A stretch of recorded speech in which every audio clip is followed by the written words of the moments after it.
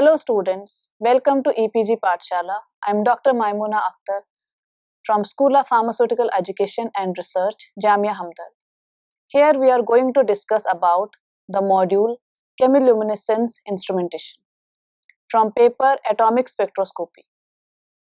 After completing this module, you shall be able to understand instruments used for chemiluminescence measurement and its types, various approaches used for measurement of chemiluminescence, types of flow measurement systems are available, parts of luminometers, how to convert the pulse obtained into logical pulse, various detectors and their configuration that are available, and sensitivity of the instrument.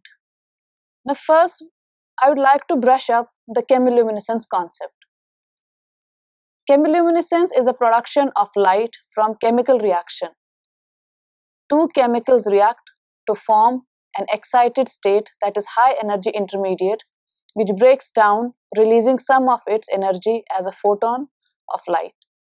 Chemiluminescence is generally defined as the emission of light, which can be ultraviolet or in visible range, or it can be infrared also, as a result of chemical reaction without using an external light source.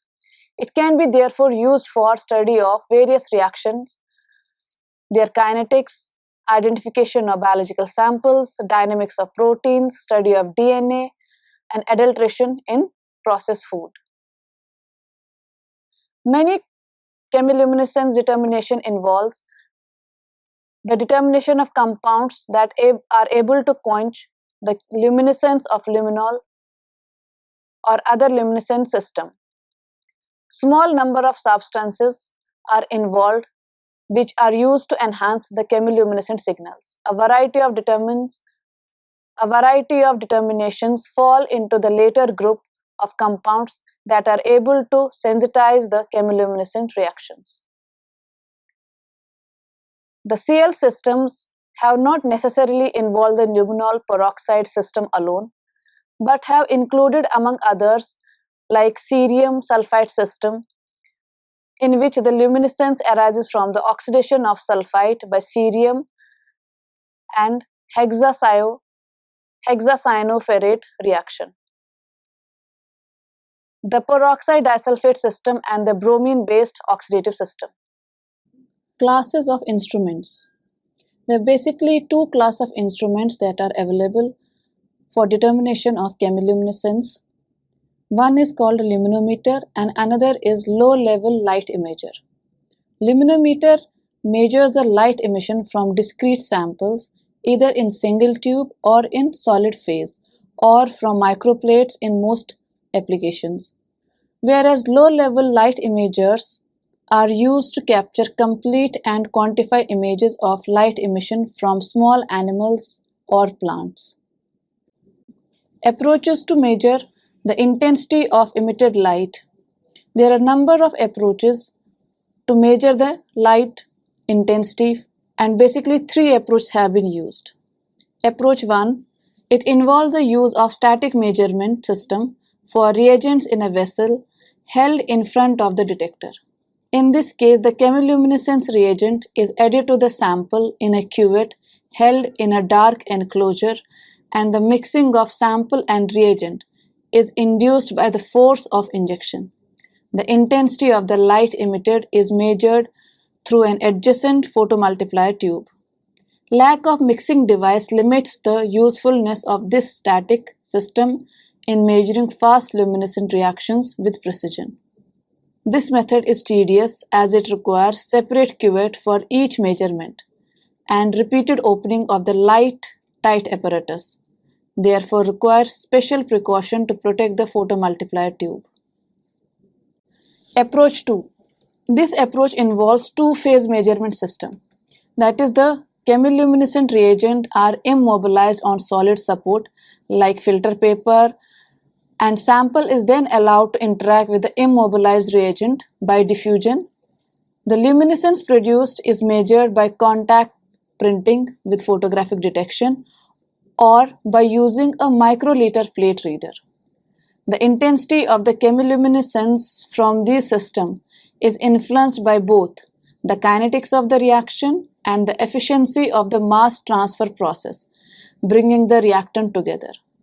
The advantage of this system is that it results in conservation of reagent and the convenience of measurement. The approach 3 is the involvement of continuous flow measurement system. You can see in the figure, a sample is injected into a stream of appropriate pH and the chemiluminescent reagent flows in another stream.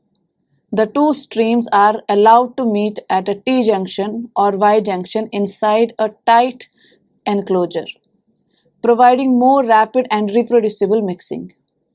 The mixture is then passed immediately through a flat coil placed in front of a photomultiplier tube. The chemiluminescence signal has to be measured during the mixing. As a result, only a section in contrast to the whole intensity time curve is measured. The shape of the curve depends on the kinetics of the chemiluminescent reaction as well as the parameters of the flow system. This technique is described as the most successful of the three methods. Two types of flow measurement systems are available, one continuous flow and second stopped flow approach. In case of continuous flow chemiluminescent system, this continuous flow system are used in both solution phase as well as in gas phase reactions. The chemiluminescent reagent and sample are continuously fed and mixed together using a merging zone of flow injection manifold. When the cell is totally filled with the reaction mixture, the signal is observed at a fixed period after mixing. In this case, it is possible to obtain a constant and reproducible signal, easier to measure, which represents the integrated output over the residence time of the reaction mixture in the cell. By adjusting the flow rate, cell volume, and transfer channel volumes, optimum sensitivity can be obtained. And with the aim of observing portion of emission profile to occur at maximum of CL intensity versus time profile, this advantage has some versus time profile. However, this approach has some disadvantages like high reagent consumption, no kinetic information of the reaction, very small portion of the total chemiluminescent intensity measured for slow reactions. Stoppered flow chemiluminescent systems. In stoppered flow chemiluminescent systems, the reagent and sample are efficiently mixed in the reaction chamber and rapidly pumped to an observation cell in which the flow is violently stopped. It has very fast chemiluminescent reactions, allowing monitoring of the full intensity, time curve, and kinetic measurement, which can be related to the analyte concentration with a high precision and selectivity than using peak height or area. This figure shows us the basic steps in chemiluminescent process. In part A, the sample and reagents are introduced in the reaction cell and the final reagent is injected to initiate the chemiluminescent emission. Then light produced is monitored by the detector. The second part shows a curve showing chemiluminescent intensity as a function of time after reagent mixing to initiate the reaction. The decay of the signal is due to the consumption of reagent and change in the CL quantum efficiency with time. And the third, which is a calibration graph, it shows a calibration function is established in relation to increasing analyte concentration. Parts of luminometer. Various parts of luminometer include reaction cell, detector, a table carrying the microplate and presenting each well successively to the detector, transfer optics between sample and detector, reagent injectors, it can be optional, light tight housing, and electronics and software. Coming to first part of the instrument, that is reaction cell, different types of reaction cells are available depending upon the chemiluminescent reactions. That is, whether the reaction involved is in liquid phase or in solid phase or in gas phase. However, the principal requirement for the design is almost same, and it requires maximum intensity must reach the detector, the stream of mixture containing the Cl reagent, and the sample should be in front of the detector. The materials like quartz, glass, or even acrylic or other plastics have been used for the design of reaction cells. Materials that can build up static electricity like polystyrenes, they are not recommended because they may contribute to the background signal. Use of transparent materials for forming cells help in attain better detection as they allow more light to reach the detector. In liquid phase flow chemiluminescence measurements, a long spiral cell of about 1 centimeter is used, which is located as close to the detector as possible. In solid or heterogeneous systems, the reagent is immobilized on a solid surface, either covalently behind a membrane or by absorption, and allowed to interact with the sample by diffusion or convection. In gas phase chemiluminescent reaction, the analyte and the reagent flow inside a reactor through calibrated leak. The emission produced by the reaction is monitored by the detector through an optical window. Detector. The detector of a chemiluminescent instrument must fulfill 4 basic requirements. 1. That it must be able to detect a light signal over several orders of magnitude of intensity from just a few photons per second to tens of millions photons per second. Second, it must be sensitive over the spectral range of interest and ideally over the complete range of the visible spectrum, that is 380 to 750 nanometers, and even over the UV and IR region. The signal output presented by the detector should be directly related to the light intensity reaching it, ideally linearly over the entire sensitivity range. The signal from the detector should be produced in a form that can be easily displayed, recorded, and analyzed. Our fourth important requirement is the speed of response of the detector to the incoming signal must be faster than the rate of the signal produced. If the signal output is not to be a distorted version of the true signal, that means if you do not want a distorted version of the actual signal that is produced, the speed of the detector should be very fast. So after we have generated the photons or luminescence, it is important to detect the right wavelength, and for which an appropriate detector is employed. There are various types of detectors which are used for measurement of chemiluminescence. And for example, photomultiplier tube, a semiconductor device like silicon diodes or avalanche diodes have been used for detection, have been used as detectors for chemiluminescence measurements. Photomultiplier tube normally used in high sensitivity luminometry, and its principle is shown in figure 1. That comes in the next slide. So when photons hit the transparent photocathode, photoelectrons are released due to the photoelectric effect. The percentage of photoelectrons released in relation to the number of photons hitting the photocathode is called quantum efficiency, and it is dependent on the wavelength that strikes it. This figure shows you a photomultiplier tube used in high sensitivity luminometers.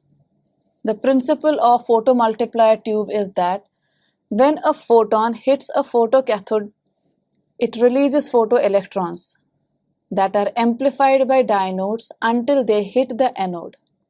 The current flows through a resistor which generates a pulse signal for further processing. This figure shows you quantum efficiency of the system as a function of wavelength for 3 different multipliers used in luminometry. because with change in the multiplier or detector, the change in the response can be observed. And also the major wavelength emitted by the most commonly used CL systems. We can see the first graph of bialkali, which shows the highest intensity around 340. The second is green enhanced bialkali, which shows maximum intensity from 320 to 440. And the third is S20, which shows intensity in a linear range. And we can see different wavelengths where the different compounds show the chemiluminescence. Photomultipliers with a standard bialkali cathode are sensitive over a wavelength range of 360 to 600 nanometers, covering most of the chemiluminescent chemistries of interest. Photomultipliers with sensitivity in blue or red region are also available, the latter being required for light emission from reactive oxygen species. The sensitivity can be further extended up to 1000 nanometers by using S20 type photocathodes. Since with increase in sensitivity, noise is associated, so noise will drastically increase when sensitivity in red region is attained, and it can be overcome by cooling the PMT. This figure shows you actually how to read the pulse, how the pulse is actually converted into logic pulse. The upper diagram shows the analog pulse picked up from a preamplifier connected to anode. Only pulses exceeding the threshold value are converted into logic pulses. A minimum threshold for all instruments is placed, and only the pulses that exceed the threshold value are converted into the logic pulses. The threshold is set so that only signals due to electron originating from the cathode are registered. Smaller pulses are rejected as noise. Most modern instruments use photon counters, but the dynamic range can be higher in the current measuring mode. Therefore, some luminometers combine both technologies, using photon counting at low signal rate and automatically switching over to current measuring mode at high signal rate. Because of the long-term stability and higher analytical detection sensitivity, instruments are available in two different configurations based on their relative position to the reaction cell and the detector. Background and unwanted noise produced practically by all detectors, also referred as dark count or dark current, is mostly due to thermal emission of electrons from the photocathode and from diodes. This background increases rapidly with temperature and can be reduced by cooling the photomultiplier tube using temperature of 60 to 0 degree centigrade. The two configurations available are side-on configuration, which is also known as first to the side, and second is head-on configuration. The first is that the detector is placed on the side of the reaction vessel, and second is that it is placed on the below the reaction vessel. Due to compact dimensions, vertical configuration, and low cost, photomultipliers with a side window, that is side-on configuration, and opaque photocathode are used in portable instruments, whereas head-on PMTs have large photocathode area and offer higher efficacy with greater uniformity of light collection and of the response, but they cannot be portable. Photomultiplier detectors in current mode.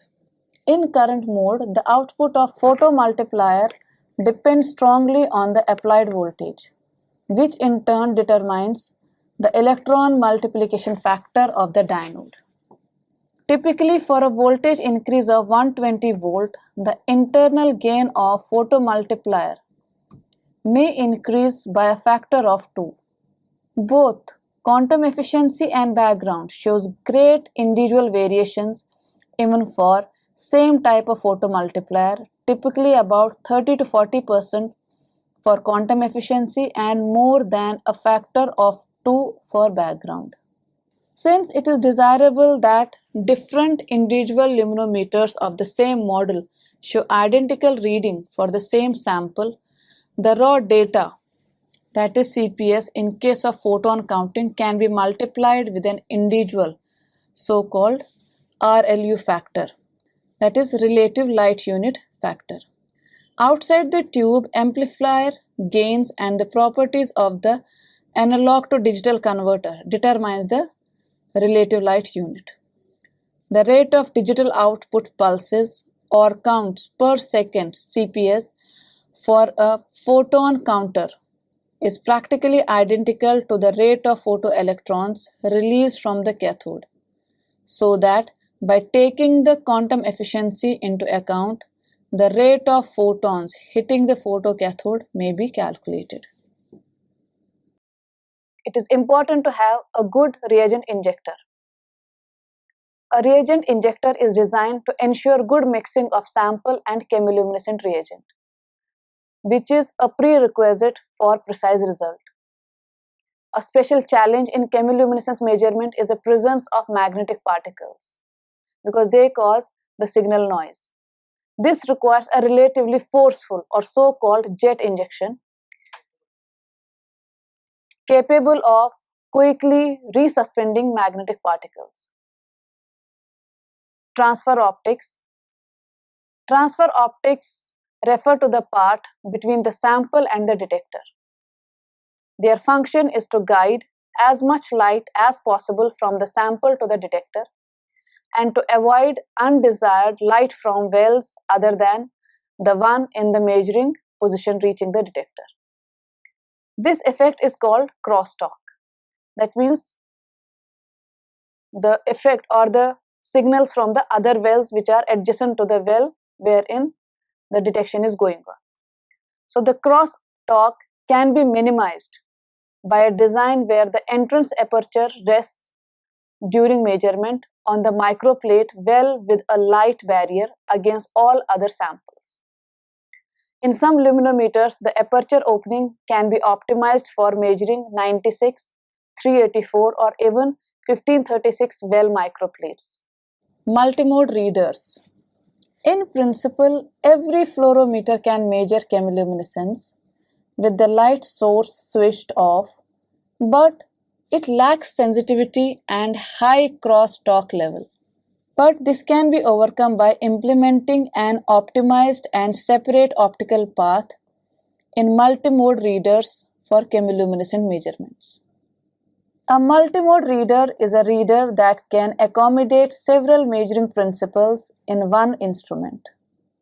Besides chemiluminescence, it may be capable of measuring prompt fluorescence, fluorescence polarization, fluorescence resonance energy transfer, time-resolved fluorescence, time-resolved fluorescence resonance energy transfer, and absorption. Multimode readers use optical filters and advanced type readers with monochromators, which however are not useful for CL measurement because of their limited sensitivity for most CL applications. The design of most multimode reader was originally based on fluorometer. As I mentioned, with increasing the sensitivity, the PMT is heated up. So we actually need to have a temperature control in the system. Therefore, most luminometers come with temperature control as an option. Sometimes up to about 40 degree. Some have incubation chamber for temperatures up to 60 degree. Cooling might also be available for the sample, the reagent or the photomultiplier so as to reduce the background noise. Now, when you are done with everything, you need to actually get the raw data. The raw data is measured in luminometry in terms of relative light units. In contrast to absorption measurement, where one can directly obtain a physically meaningful result, for example, optical density, the same does not happen in chemiluminescence. The luminometric measurements require calibration procedures to afford quantitative values for sample mass or concentration similar to fluorometric measurements. Sensitivity and dynamic range. Both sensitivity and dynamic range are important specifications of any luminometer. By sensitivity, it means the minimum detectable analyte quantity and the range up to the maximum amount of analyte that is still measurable without serious nonlinearity. And dynamic range is the saturation effect. Is the saturation effect of the assay. The dynamic range of the instrument alone would be the range between background and the maximum signal that instrument can measure. But sometimes it's very ambiguous. The values given are very ambiguous for sensitivity and dynamic range. And they frequently do not specify how these data are derived. So it is good if one can determine the sensitivity and dynamic range of the instrument by actually performing the experiment in lab. So students, let's summarize what we have learned in this module. We discussed about the basic concept of chemiluminescence and the instruments that are available for measurement of chemiluminescence, the different approaches that are used for measurement of chemiluminescence, the type of flow measurements, the parts of luminometer, and how to convert the obtained signal into a logical one, and what are the detectors available and the configuration of the detectors, the sensitivity of the instrument. Thank you.